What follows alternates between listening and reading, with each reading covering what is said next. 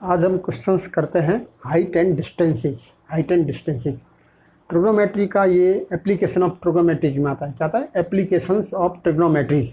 तो ट्रिग्नोमेट्री के जो अपने एप्लीकेशंस निकाली थी, इसमें हाइट एंड डिस्टेंसेस के क्वेश्चंस कैसे बनते हैं, क्या है, उसके बारे में कुछ डिस्कस करेंगे। ठीक है। तो सबसे पहले ट्रिग्नोमेट्री मैंने एक ही बात आपको कही है कि ट्रिग्नोमेट्री में एक राइट एंगल ट्रायंगल होगा। तो आपका हाइट एंड डिस्टेंसेज के कोई भी क्वेश्चन है, किसी भी तरह का क्वेश्चन हो आपका हाइट एंड डिस्टेंसेज का, उस क्वेश्चन को आप 2-3 बार रीडिंग मारो और धीरे धीरे समझ के रीडिंग मारो। हर क्वेश्चन में, प्रत्येक क्वेश्चन के अंदर आपको क्या मिलेगा? एक राइट एंगल मिलेगा। एक राइट एंगल किसी भी हालत में उस क्वेश्चन में होगा और उस राइट एंगल में आपको एक एंगल दे रखा होगा और एक आपको साइड दे रखी होगी। बाकी बातें आपको फाइंड करनी होगी। ठीक है। तो मैं थोड़ा सा आपको इसमें बेसिक बातें इसके बारे में समझा देता हूँ, जिससे किसी भी तरह का क्वेश्चन होगा हाइट एंड डिस्टेंसेस का, सारे क्वेश्चन आपको इजीली हो जाएंगे। ठीक है। तो हाइट एंड डिस्टेंसेस में सबसे पहले आपको क्या होगा? एक राइट एंगल ट्रायंगल बनेगा। क्या बनेगा? हर क्वेश्चन में एक राइट एंगल ट्रायंगल बनेगा। ये आपका राइट एंगल ट्रायंगल बन गया।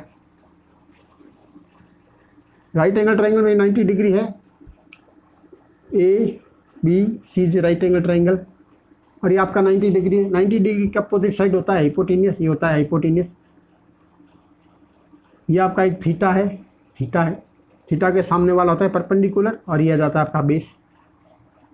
तो हाइट एंड डिस्टेंसेज के क्वेश्चंस में आपका एक राइट एंगल बनेगा और उस राइट एंगल ट्रायंगल बनेगा, और उस राइट एंगल ट्रायंगल में आपको 2 बातें ज़रूर दे रखी होगी। वो 2 बातें होगी कि उस राइट एंगल ट्रायंगल में एंगल क्या है, और एक 3 साइड से, ये इन तीनों साइड में से कोई सी भी एक साइड आपको दे रखी होगी। आपको हाइपोटेन्यूस भी दे सकते हैं, परपेंडिकुलर भी दे सकते हैं, और बेस भी दे सकते हैं, और एक आपको एंगल देंगे थीटा। थीटा एंगल आपको ज़रूर देंगे। ठीक है। तो आपको क्या है? एक एंगल देंगे और एक साइड देंगे, जिससे आपको पता करना है कि दूसरी दोनों साइड क्या होगी और कैसे निकलेगी। ये चीज़ आपको इसमें फाइंड करनी है। ठीक है। तो इसको मैं थोड़ा सा आपको बेसिक समझा देता हूँ, इसके बाद में क्वेश्चंस करेंगे हम लोग। सबसे पहले जैसे आपको हाइट एंड डिस्टेंसेज में क्वेश्चन दे दिया है कि ABC एक ट्रायंगल हो गया। ठीक है। उसमें आपको एक एंगल दे दिया theta. This one is equal to theta. ठीक है। ये एक एंगल आपका आ गया थीटा। अब आपको 3 साइड में से कोई सी एक साइड आपको दे रखी है। सपोज आपको साइड दे रखी है परपेंडिकुलर, अपन ले लेते हैं।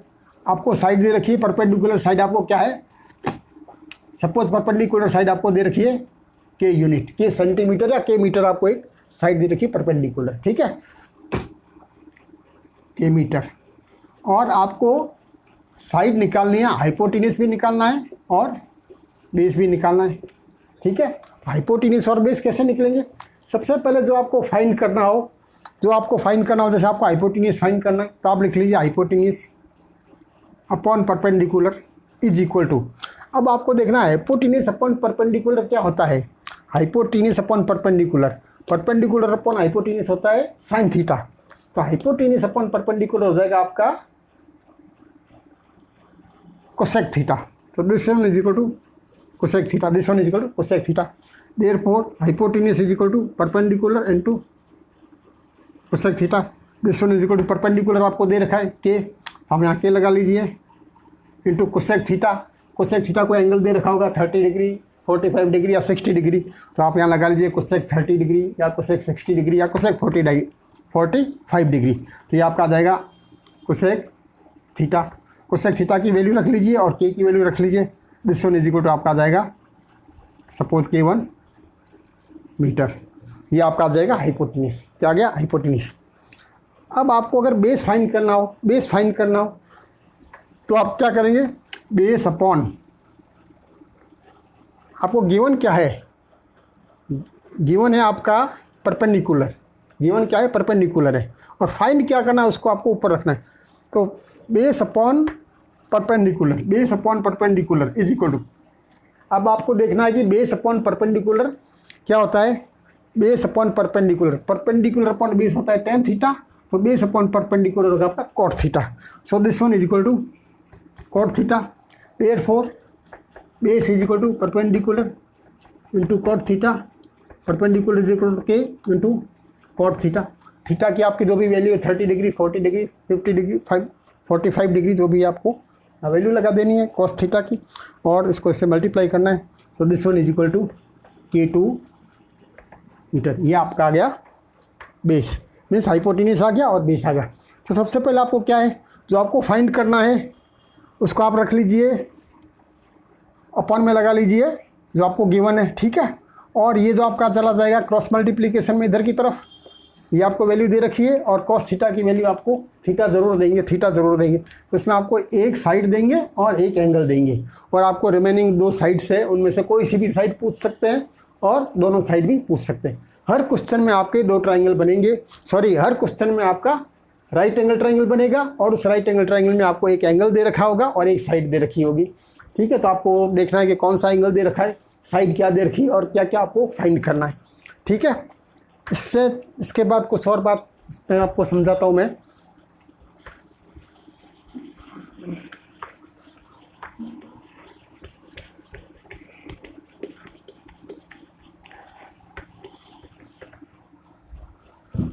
फिर एक होता है एंगल ऑफ एलिवेशन और एक होता है एंगल ऑफ डिप्रेशन, ठीक है। जैसे आपके पास, आप यहाँ खड़े हैं और यहाँ एक पोल है, यहाँ एक पोल है और आप यहाँ खड़े हैं, ठीक है। आप यहाँ खड़े हैं और यहाँ एक पोल है, ये एक पोल है। आप इस पोल को यहाँ से देख रहे हैं, आप इस पोल को यहाँ से देख रहे हैं, ठीक है। आप इस पोल को यहाँ से देख रहे हैं। जब आप इस पोल को यहाँ से देखते हैं, इसका टॉप ये इस तरह से आपको ये पोल का टॉप नज़र आ रहा है, ठीक है। ये पोल का, ये पोल है, इसका टॉप नज़र आ रहा है। जब आप इस पोल को यहाँ से देखते हैं तो ये आपका जो एंगल है वो एंगल हो जाता है थीटा। वो एंगल क्या है, थीटा है। तो आपको दे रखा होगा कि ये पोल है, उसको आप देख रहे हैं और उसका जो एंगल है वो थीटा डिग्री है। तो ये जो एंगल है वो एंगल होता है एंगल ऑफ एलिवेशन। क्या होता है, एंगल ऑफ एलिवेशन। जब आप नीचे से किसी भी ऑब्जेक्ट को ऊपर की तरफ देखेंगे, ये नीचे से किसी भी ऑब्जेक्ट को ऊपर की तरफ देखेंगे तो ये आपका एंगल बनेगा, वो बनेगा angle of elevation. Angle of elevation, ये एंगल होगा एंगल ऑफ एलिवेशन। जब भी आप इस पॉइंट से किसी टॉप को देखेंगे तो ये एंगल होगा एंगल ऑफ एलिवेशन, ठीक है।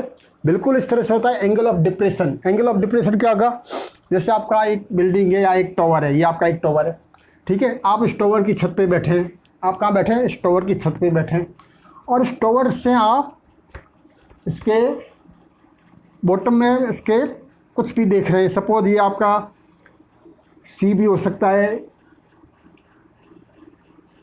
ये बॉटम को देख रहे हैं।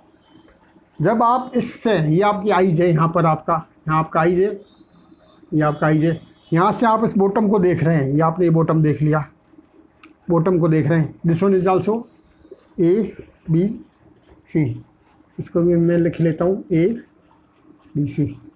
जब आप इस पॉइंट से, इस टावर के टॉप से इस बॉटम को देखते हैं तो जो एंगल होता है उसको बोलते हैं angle of depression. Angle of depression, तो एंगल ऑफ डिप्रेशन क्या होता है, एंगल ऑफ डिप्रेशन होता है इसका पैरेलल एक साइड होगा। क्या होगा, ये पैरेलल इसका साइड होगा। This one is angle of depression, this one is angle of depression. Angle of depression क्या होगा, ये थीटा होगा, ठीक है। जब एंगल ऑफ डिप्रेशन ये होगा थीटा, तो ये दोनों साइड आपकी पैरेलल है। This side and this side is equal to parallel, therefore this angle is equal to this angle. तो आपका वो एंगल थीटा कौन सा हो जाएगा, ये एंगल थीटा हो जाएगा। वही आपका राइट एंगल ट्राइंगल में आपका, ये आपका राइट एंगल है, वही राइट एंगल ट्राइंगल में जो भी प्रॉपर्टीज है वो आपकी लग जाएगी, ठीक है। तो एंगल ऑफ एलिवेशन में आपका ये एंगल आ गया, आप यहाँ से यहाँ देख रहे हैं। और एंगल ऑफ डिप्रेशन में क्या आएगा, आप यहाँ से इधर की तरफ देख रहे हैं, तो एंगल ऑफ डिप्रेशन ये होगा, ठीक है। जब एंगल ऑफ डिप्रेशन ये होगा तो ये दोनों पैरेलल लाइन बन जाएगी, और ये एंगल क्या होगा, एक दूसरे के इक्वल हो जाएगा, ठीक है। तो ये आपका आ जाएगा थीटा। अब आपको प्रॉपर्टी लगानी है ट्राइंगल ए बी सी में, इसलिए एंगल ऑफ एलिवेशन और एंगल ऑफ डिप्रेशन, ये angle of depression, angle of depression, ठीक है। अब हम इसके कुछ क्वेश्चंस करते हैं, ठीक है। इसके कुछ क्वेश्चंस करते हैं। इससे पहले मैं एक एंगल ऑफ एलिवेशन और एंगल ऑफ डिप्रेशन का एक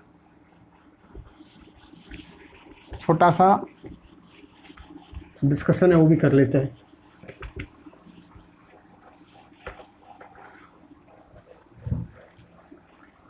जैसे आपके पास ये एक किसी मकान की छत पे बैठे हैं, इस मकान की छत पे आप बैठे हैं, ठीक है। अब आपने इसके सामने एक टावर है, आपके मकान के सामने एक टावर है, टीवी टावर कह दो या कैसा भी टावर कह दो, ठीक है, टावर है। अब आप मकान की छत पे बैठे मीन्स आप यहाँ से कुछ देख रहे हैं, यहाँ से देख रहे हैं। तो यहाँ से एक तो आप इस टॉवर के टॉप को देख रहे हैं, ठीक है, इस टॉवर के टॉप को देख रहे हैं, और एक यहाँ से आप इस टॉवर के फुट को देख रहे हैं, इस टॉवर के फुट को देख रहे हैं, ठीक है। तो क्या होगा, जब आप यहाँ से इस टॉवर के टॉप को देखते हैं तो ये इस तरह से आपने देखा, ठीक है, इस तरह से आपने देखा, ये टॉप दिख गया, तो ये होता है आपका एंगल ऑफ एलिवेशन। क्या हो जाएगा ये, this one is equal to angle of elevation, ये एंगल ऑफ एलिवेशन हो जाएगा। और इसी आप बिल्डिंग की टॉप से इस टॉवर के बॉटम को देखते हैं, इस टॉवर के फुट को देखते हैं, तो आप इस तरह से देखेंगे, इस तरह से देखेंगे, आपने इसको इस तरह से देख लिया, आपने इसको इस तरह से देख लिया, तो ये एंगल आपका होता है angle of depression, angle of depression, ये होगा एंगल ऑफ डिप्रेशन। तो ये एंगल और आपका this one and this one is equal to equal, तो ये एंगल आ जाएगा आपका θ1। तो आपका एक ट्रायंगल आपका बन जाएगा ABC, और दूसरा ट्रायंगल बन जाएगा BDE, दूसरा ट्रायंगल बन जाएगा BDE, ठीक है। ये आपका आ गया angle of depression and angle of elevation. अब हम करते हैं आपका टेक्स्ट बुक के जो क्वेश्चंस है, ये मैं अब NCERT की जो आपकी टेक्स्ट बुक है 9th चैप्टर है, उसके क्वेश्चंस मैं आपको आज करवाने जा रहा हूँ।